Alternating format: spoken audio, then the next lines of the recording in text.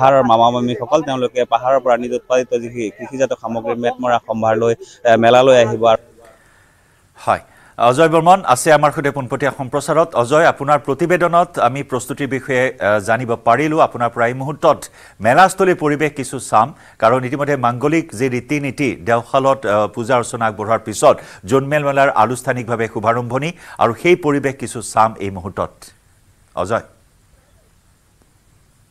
হয়, নিশ্চয় জয়ন্ত, ইতিমধ্যে আপুনি কোৱা ধৰণে আচলতে যে মাংগলিক যি পূজা অৰ্চনা, সেই পূজা অৰ্চনাৰ পিছত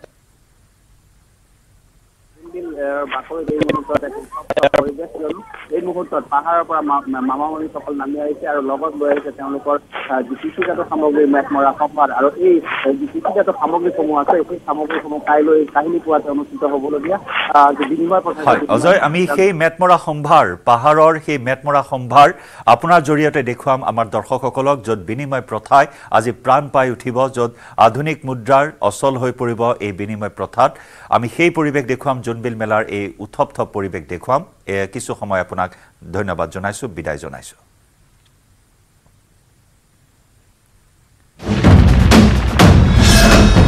ভাৰতৰ গৌৰৱ গোটেই বিশ্বতেই ইয়াৰ সন্মান। ষ্ট্ৰং মানে মাইথান ষ্টীল।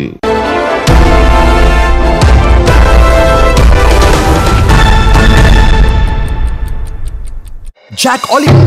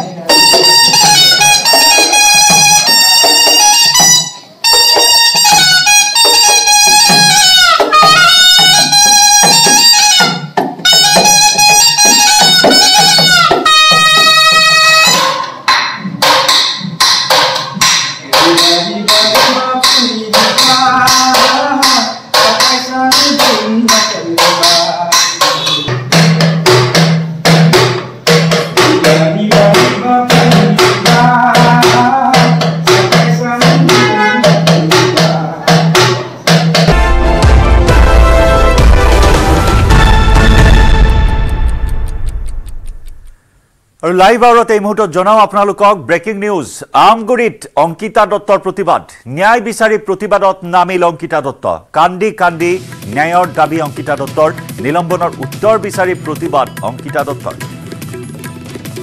ৰাহুল গান্ধীৰ ন্যায় যাত্ৰাৰ পূৰ্বে আৰম্ভ হ'ল অংকিতাৰ ন্যায় যুদ্ধ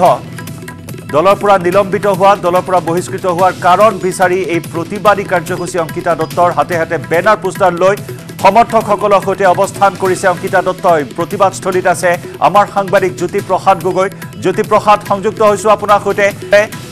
হালুৱা টিঙত বেনাৰক লৈ যি বিতৰ্কৰ সূত্ৰপাত আৰু আনফালে অংকিতা দত্ত ইতিমধ্যে আৰম্ভ কৰিছে ন্যায় যুদ্ধ ন্যায়ৰ বাবে এই প্ৰতিবাদ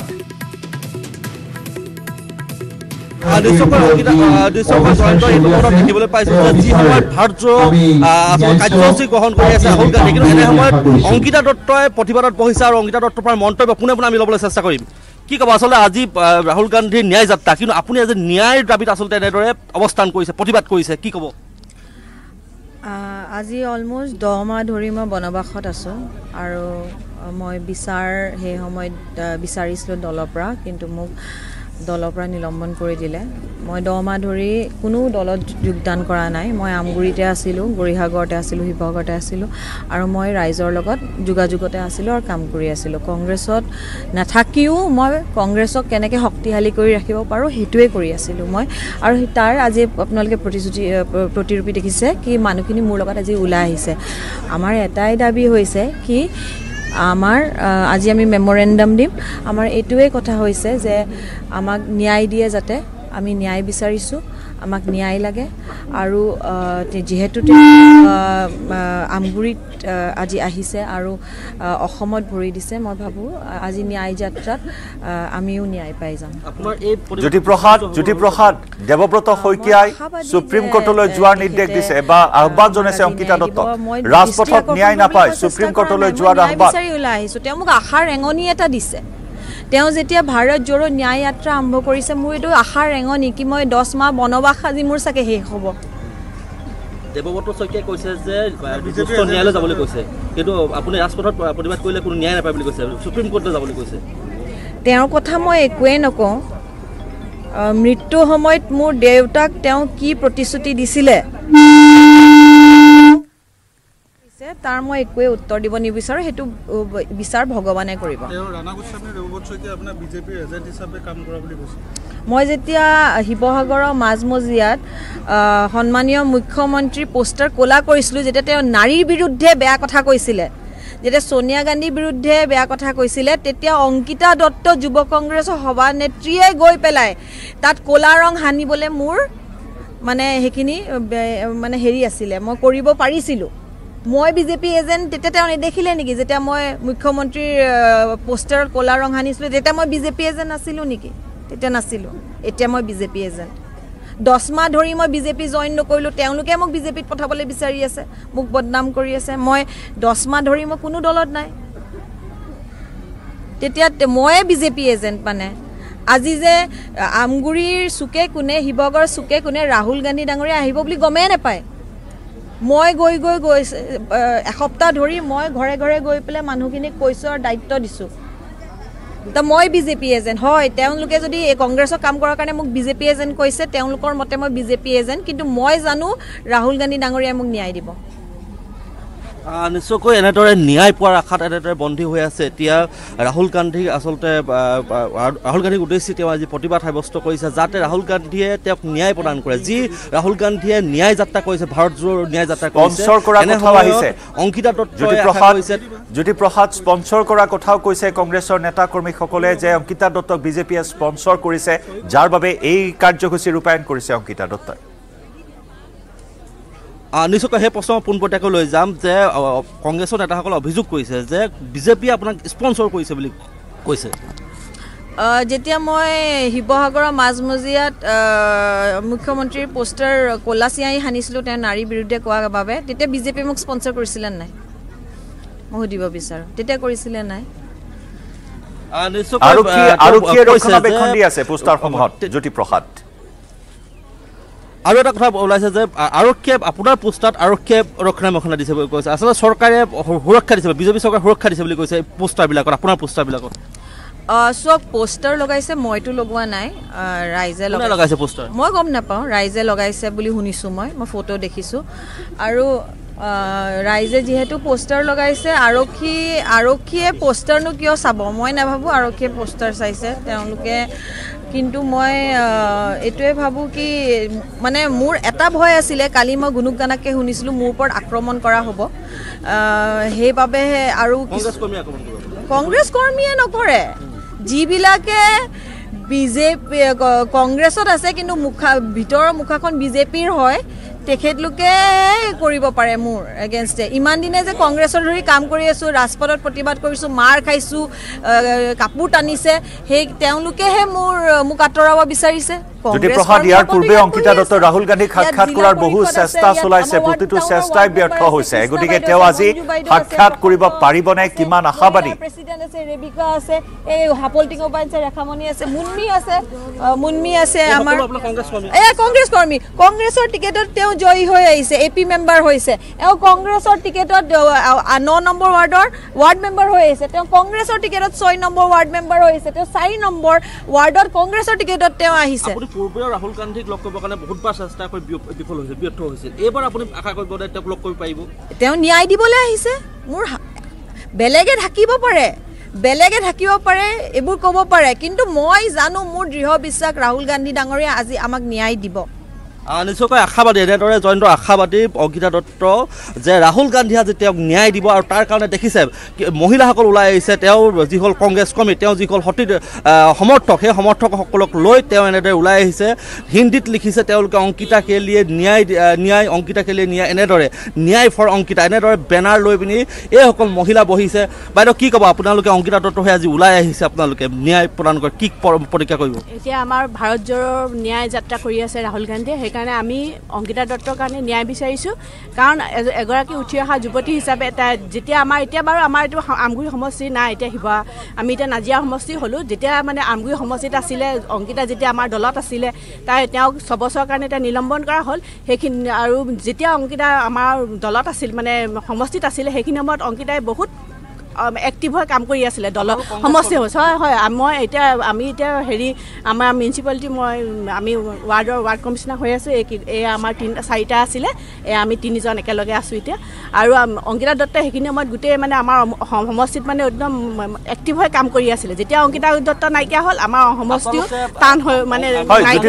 জ্যোতিপ্ৰসাদ, আৰু এটা বিষয় আমি জানিব বিচাৰিম, আমাৰ দৰ্শকসকলে নিশ্চয় জানিব বিচাৰিব, যি সময়ত অংকিতা দত্তই গুৰুতৰ অভিযোগ আনিছিল যুৱ কংগ্ৰেছৰ ৰাষ্ট্ৰীয় সভাপতিগৰাকীৰ বিৰুদ্ধে, শ্ৰীনিবাস বিভিৰ বিৰুদ্ধে যৌন উৎপীড়ন, যৌন আতিশায্য, অপব্যৱহাৰ কৰাৰ অভিযোগ উত্থাপন কৰি তোলপাৰ লগাইছিল, আৰু যাৰ বাবে আজি 6 বছৰৰ বাবে নিলম্বিত হ'বলগীয়া হৈছে দলৰ পৰা। এতিয়া কেনেকুৱা ধৰণৰ ন্যায় বিচাৰে অংকিতা দত্তই? শ্ৰীনিবাস বিভিৰ বিৰুদ্ধে ব্যৱস্থা লোৱাটো বিচাৰে নে দলত পুনৰ অন্তৰ্ভুক্তি বিচাৰে? কেনেকুৱা ধৰণৰ ন্যায় বিচাৰিব ৰাহুল গান্ধীৰ পৰা? ৰাষ্ট্ৰপতি নিৰ্বাচনৰ সময়তো মই সেই প্ৰশ্ন পোনপটীয়াকৈ অংকিতা দত্তলৈ লৈ যাব বিচাৰিম। বাইদেউ, মই আপোনাক আৰু এটা প্ৰশ্ন সুধিব বিচাৰিছোঁ যে আপোনাক যিহেতু শ্ৰীনিবাসে বিৰুদ্ধে আপুনি অভিযোগ উত্থাপন কৰিছিলে, বৰ্তমান আপুনি যিটো ন্যায় বিচাৰিছে, এই ন্যায়টো শ্ৰীনিবাসক শাস্তি বিচাৰিব নে আজি আপুনি পুনৰ দলত আপুনি অন্তৰ্ভুক্তি বিচাৰিব? আমাৰ এখন মেমৰেণ্ডাম ৰেডি হৈছে। এক ছেকেণ্ড তফ দিয়াচোন। এখন আমি মেমৰেণ্ডাম ইয়াত সকলোৱে চহী কৰিব। এই মেমৰেণ্ডামখনত আমি 3টা কথা কৈছোঁ। এটাটো প্ৰথম কথা, শ্ৰীনিবাস বিবিক যিহেতু এটা পজিশ্যন অফ পাৱাৰত আছে, তেওঁ অব্যাহতি ল'ব লাগে। যিটো সময়ত তদন্ত হওক, ইণ্টাৰনেল তদন্ত কৰক, তাৰপিছত সেই ইণ্টাৰনেল তদন্ত সময়ত তেওঁক মানে অব্যাহতি ল'ব লাগে তেওঁৰ দায়িত্বৰ পৰা, আৰু আমাৰ সেইটো উইথড্ৰ কৰি দিব লাগে। এই 3টাই কথা আমি আপোনাৰ যিটো নিলম্বনটো উইথড্ৰ কৰিব লাগে। নিশ্চয়কৈ জয়ন্ত তেওঁ সেইখিনি কথাই উল্লেখ কৰিছে যে শ্ৰীনিবাসক আচলতে অব্যাহতি দিব লাগে, আৰু তেওঁৰ যি নিলম্বন, সেই নিলম্বন আচলতে উঠাই ল'ব লাগে বুলি তেওঁ আচলতে আজি মেমৰেণ্ডাম আপুনি কাক প্ৰদান কৰিব? আমি ৰাহুল গান্ধীক কৰিম। আমি আগবাঢ়ি যাম, আমি ৰাহুল গান্ধীক কৰিম। ৰাহুল গান্ধী যেতিয়া আমগুৰিত উপস্থিত হ'ব, আপুনি তেওঁক লগ কৰিবৰ কাৰণে চেষ্টা কৰিব? জানে প্ৰাণে চেষ্টা কৰিম, আমি চবেই চেষ্টা কৰিম। আপোনালোক সকলো যাব? সকলো যাব। নিশ্চয়কৈ এনেদৰে আচলতে অংকিতা দত্তই আচলতে ৰাহুল গান্ধীক লগ কৰিবৰ কাৰণে চেষ্টা কৰিব আৰু যথেষ্ট সংখ্যক লোক আচলতে সমবেত হৈছে অংকিতা দত্তৰ সমৰ্থনত যথেষ্ট মহিলা বৃদ্ধা পুৰুষ এনেদৰে আহি সমবেত হৈছে আৰু তেওঁলোকে প্ৰাণে পণে চেষ্টা কৰিম বুলি কৈছে ৰাহুল গান্ধীৰ যি ন্যায় যাত্ৰাৰ কালত আমগুৰি নগৰত তেওঁলোকে আচলতে ৰাহুল গান্ধীক লগ কৰিব আৰু এখন মেমৰেণ্ডাম তেওঁলোকে প্ৰস্তুত কৰিছে সেই মেমৰেণ্ডামত তেওঁলোকৰ কিছু দাবী আছে বা তেওঁৰ যিখিনি আচলতে অভিযোগ আছে সেইখিনি তেওঁ পূৰণ কৰিবৰ কাৰণে ৰাহুল গান্ধীক প্ৰতি আহ্বান জনাব মেমৰেণ্ডাম প্ৰদান কৰিব আচলতে অতিকৈ লক্ষণীয় হ'ব জয়ন্ত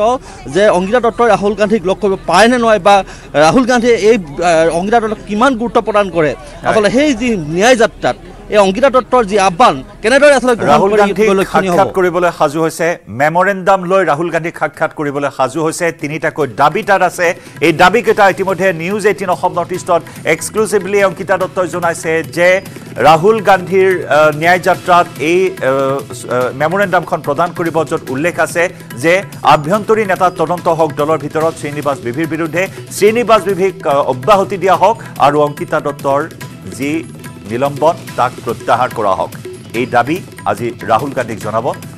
জানে প্ৰাণে হলেও ৰাহুল গান্ধীক সাক্ষাৎ কৰাৰ পণ লৈ এই প্ৰতিবাদী কাৰ্যসূচী ৰূপায়ণ কৰিছে অৱস্থান কাৰ্যসূচী ৰূপায়ণ কৰিছে সহস্ৰাধিক সমৰ্থকে সহযোগ কৰিছে অংকিতা দত্তক আৰু ৰাহুল গান্ধীৰ ন্যায় যাত্ৰা কিছু সময় পিছতেই হালুৱাটিঙত উপস্থিত হ'ব হালুৱাটিঙত ৰাহুলক আদৰিবলৈ সাজু হৈ আছে কংগ্ৰেছ নেতৃত্ব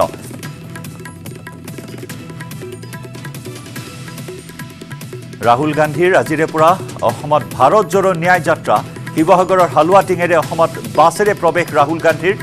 আমি সেই দৃশ্য আপোনালোকক দেখুৱাইছো বাছেৰে প্ৰৱেশ কৰিছে এক্সক্লুচিভ দৃশ্য এয়া ৰাহুল গান্ধীৰ ভাৰত জোড়ো ন্যায় যাত্ৰা মণিপুৰৰ পৰা আৰম্ভ হৈছে এই যাত্ৰা মণিপুৰত থৌবালৰ পৰা 14 জানুৱাৰীত ৰাহুলে আৰম্ভ কৰিছে এই যাত্ৰা আজি 18 জানুৱাৰী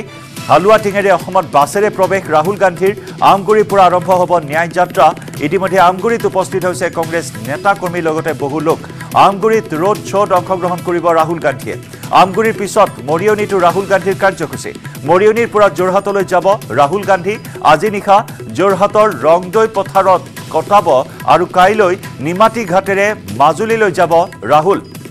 কমলাবাৰী চাৰিআলিত পদযাত্ৰাত অংশগ্ৰহণ কৰিব ৰাহুল গান্ধীয়ে জেৰেঙামুখ তিনিআলিত পদযাত্ৰা ৰাহুল গান্ধীৰ আৰু অসমত 25 জানুৱাৰীত অন্ত পৰিব ৰাহুল গান্ধীৰ পদযাত্ৰা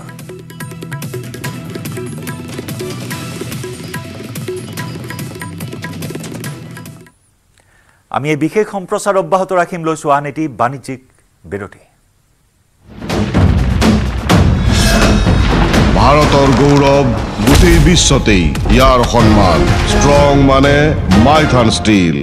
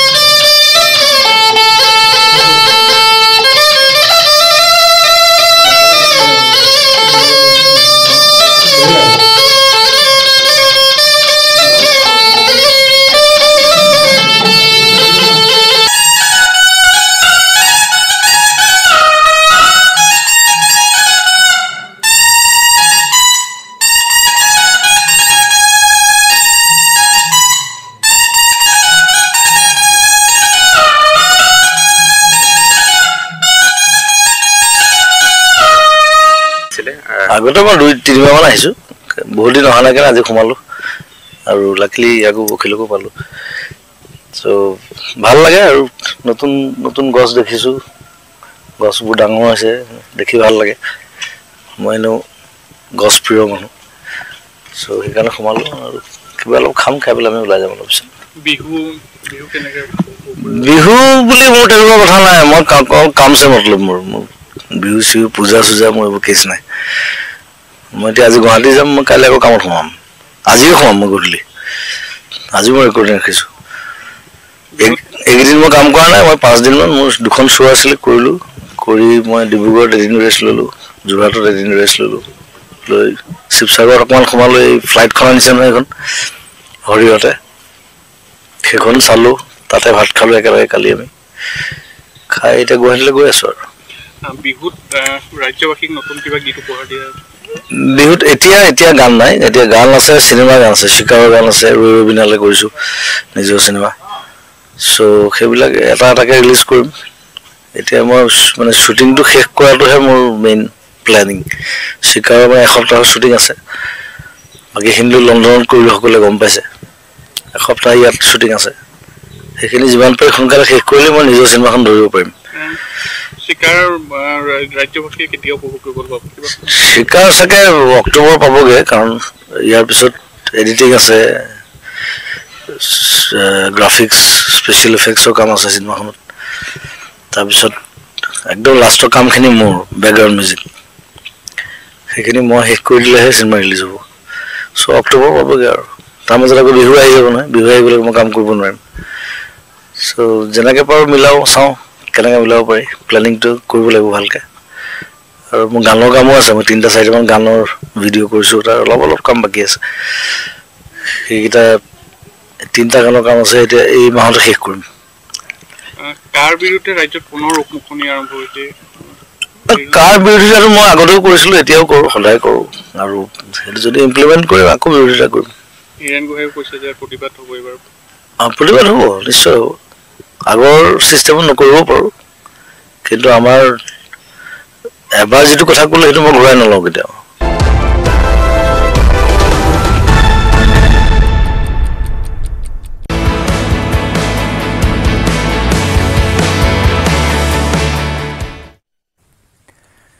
APSC 2022 বৰ্ষৰ ফলাফল ঘোষণা ACS APSৰ বাবে বাছনিত উঠিল 913 গৰাকী প্ৰাৰ্থী গৌৰীপুৰৰ ৰশিকা ইছলামে লাভ কৰিলে ACSৰ প্ৰথম স্থান ACSৰ দ্বিতীয় স্থান লাভ কৰে মিৰ্জাৰ দীক্ষিত দাসে আৰু তৃতীয় স্থান দখল কৰে দিগবৈৰ বিথপি গগৈয়ে অসম আৰক্ষী সেৱাত হোজাই ৰোহিত চৌধুৰীয়ে লাভ কৰিছে প্ৰথম স্থান APSৰ দ্বিতীয় স্থান লাভ কৰিছে শ্ৰেয়া আগৰৱালে আৰু APSৰ তৃতীয় স্থান দখল কৰিলে ভাৰ্গীশ কুমাৰ ডেকাই www.apsc.nic.in ৱেবছাইটত প্ৰকাশ পালে 2022 বৰ্ষৰ অসম লোক সেৱা আয়োগৰ পৰীক্ষাৰ ফলাফল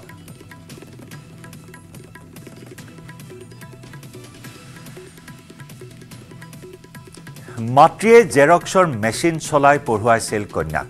অসম লোক সেৱা আয়োগৰ নিযুক্তি পৰীক্ষাত 79 নম্বৰ স্থান শিৱসাগৰৰ প্ৰেৰণা শইকীয়া সোণোৱালৰ নৱম শ্ৰেণীত পঢ়ি থাকোঁতে পিতৃহাৰা হোৱা প্ৰেৰণাই অসম নগৰৰ প্ৰশাসনিক সেৱাৰ কনিষ্ঠ কাৰ্যবাহী বিষয়া হিচাপে নিযুক্তি লাভ কৰিছে আগবঢ়াম প্ৰেৰণাৰ সৈতে আমাৰ সাংবাদিক প্ৰদীপ গগৈৰ সাক্ষাৎকাৰৰ বিশেষ প্ৰতিবেদন অসম লোকসেৱা আয়োগৰ নিযুক্তি পৰীক্ষাত শিৱসাগৰৰ চহৰৰ 6 নং ৱাৰ্ডৰ নিবাসী প্ৰেৰণা শইকীয়া সোণোৱালে 79 নং স্থান ৰেংক লাভ কৰি সুখবৰ কঢ়িয়াই আনিছে গৌৰৱ কঢ়িয়াই আনিছে মোৰ কাষত বৰ্তমান প্ৰেৰণা শইকীয়া সোণোৱাল আৰু তেখেতৰ মাতৃ পূৰ্ণিমা শইকীয়া আছে কিন্তু তাৰ পূৰ্বে মই জনাব বিচাৰিছোঁ যে অতি কষ্টৰে তেওঁলোকে এই পৰ্যায়ত আচলতে প্ৰেৰণা শইকীয়া সোণোৱাল এই সাফল্য লাভ কৰিবলৈ সক্ষম হৈছে তেখেতৰ দেউতাক নৱম শ্ৰেণীতেই দেহাৱসান হৈছিলে তাৰ পিছত সমগ্ৰ দায়িত্বভাৰ লৈছিলে তেওঁৰ মাতৃ পূৰ্ণিমা শইকীয়া অকলে এটা শিৱসাগৰ জিলায়ুক্ত কাৰ্যালয়ৰ চৌহদত এটা মাত্ৰ জেৰক্স মেচিন বহুৱাই তাত যি 2 টকা পায় সেই ধৰণেই তেওঁ আৰ্থিক সমস্যা কিছু লাঘৱ কৰি তেওঁ কন্যাক পঢ়াই শুনাই এই পৰ্যায়লৈ লৈ আহিছিলে মই এই গোটেই কথাখিনি মই বৰ্তমান জানিব বিচাৰিম তেওঁলোকৰ মুখেৰে মই পোনপ্ৰথমে আপোনাক অভিনন্দন জনাইছোঁ এই কৃতিত্বৰ বাবে বৰ্তমান মোৰ বহুত ভাল লাগিছে সাফল্য পাই আৰু তাৰ ওপৰে মই মোৰ ভাল লাগিছে যে মাক মই সকাহ দিবলৈ পাৰিছোঁ এটা বহুত দীঘলীয়া যাত্ৰাৰ আজি অন্ত পৰিছে মই ভাবোঁ যে এইটো এটা নতুন আৰম্ভণি হয় মোৰ জীৱনৰ আৰু মই ভাবোঁ মই মোৰ কৰ্ম ভালদৰে এতিয়াও কৰি যাম কি ধৰণে এই যাত্ৰা আগুৱাই গৈছিলে মই বৰ্তমান PhD কৰি আছোঁ লগতে মই প্ৰিপেৰেশ্যন কৰি আছিলোঁ APSCৰ বাবে মই তেনেকৈ মোৰ সময়খিনি ভাগ কৰি লওঁ PhD পঢ়া আৰু লগতে মই APSCৰ কাৰণেও প্ৰিপেৰেশ্যন কৰি গৈছিলোঁ আৰু মোৰ বহুত ভাল লাগিছে আজি অনাগত দিনত কি সংকল্প কৰে মই এইটোৱে ক'ম যে মোৰ কৰ্মক্ষেত্ৰত যাতে মই একে নিষ্ঠাৰে আৰু অনেষ্টি আৰু ইণ্টেগ্ৰিটিৰে মই কাম কৰি যাব পাৰোঁ অসমৰ লোকসকলৰ বাবে মই সেইটোৱে মোৰ আশা নতুনসকলৰ বাবে কি যি এই পৰীক্ষাত অৱতীৰ্ণ হ'ব বিচাৰে তেওঁলোকৰ বাবে কি আহ্বান দিব মই এইটো ক'ম যে হাৰ্ড ৱৰ্ক কৰি যাওক কষ্ট কৰি যাওক চিনচিয়াৰিটিৰে আৰু সাহস কৰিব এই পৰীক্ষা দিবলৈ জীৱনত কিবা এটা কৰিবলৈ আৰু সপোন দেখিবলৈ মই সেই বুলিয়ে ক'ম হয় এই ক্ষেত্ৰত কিবা বিশেষ প্ৰশিক্ষণ লৈছিলে নেকি আপুনি মই সোণোৱাল কছাৰী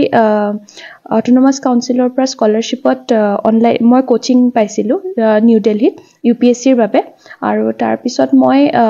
2019ত পাইছিলোঁ তাৰ পিছৰ পৰা মই নিজে সেল্ফ ষ্টাডিয়ে কৰি আছিলোঁ আৰু যোনখিনি অনলাইন ৰিসোৰ্সেছ এভেইলেবল আছে বা যোনখিনি ৰিসোৰ্সেছ জেনেৰেলি থাকে সিলেবাছৰ মতে মই পঢ়ি গৈছিলোঁ আমি জানিছো যে আপুনি যথেষ্ট আৰ্থিক সমস্যাৰ মাজেও পাৰ কৰিবলগীয়া হৈছে বহুতে কিন্তু আৰ্থিক সমস্যাৰ বাধাৰ প্ৰাচীৰ বুলি ভাবি লয় এই ক্ষেত্ৰত কি ক'ব মই ক'ম যে আৰ্থিক অৱস্থা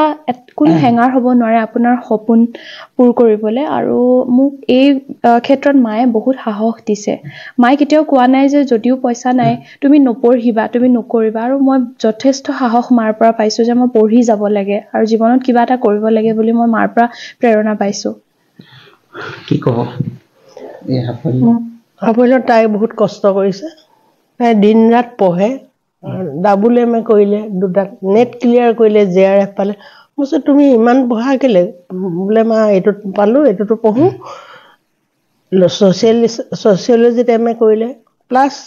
লেবাৰ ষ্টাডি আৰু ছ'চিয়েল ৱৰ্কত এমএ কৰিলে প্লাছ তাই নেট ক্লিয়াৰ কৰিলে JRF পালে তাই তাৰ পৰা পইচা পায় নিজকে আৰু পঢ়াবলৈ তাইক মুঠতে JNUত পইচা নালাগে যিকেইটা পইচা অকল ফ্লাইটত অহা যোৱাৰ কাৰণে দিব লাগে সেইকেইটা মই দিব পাৰোঁ